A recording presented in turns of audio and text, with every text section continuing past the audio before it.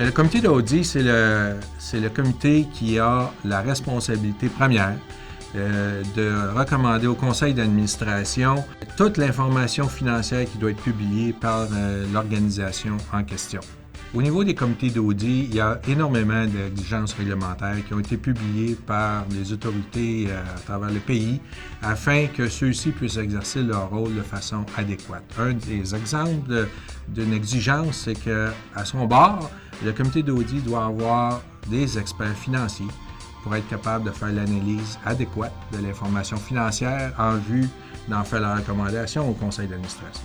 Le conseil d'administration délègue au comité d'audit un rôle primordial, soit la gestion des risques, soit le contrôle interne et l'accumulation de l'information financière pour faire en sorte que lorsque l'information sera divulguée, celle-ci sera adéquate et représentera bien l'information financière de la société.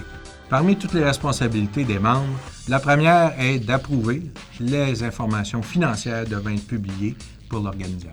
La deuxième est d'examiner comment l'entreprise exécute sa gestion des risques. Et la troisième, de revoir le plan d'audit interne des membres de la société. Pour s'assurer qu'un comité d'audit soit très efficace, il est important qu'annuellement, on fasse une évaluation des membres.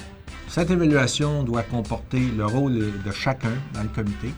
De plus, il faut s'assurer aussi que la complémentarité puisse jouer un rôle important afin que l'exercice du comité soit des plus exemplaires.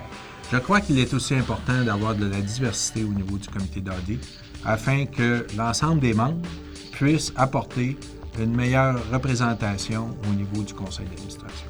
Un des éléments essentiels que j'ai vu en pratique, il est important que le comité d'audit se réunisse au moins 24 heures ou plus avant le conseil d'administration, afin de s'assurer que l'information provenant du comité d'audit soit aussi bien partagée aux membres du conseil d'administration avant que ceux-ci aient leur propre rencontre.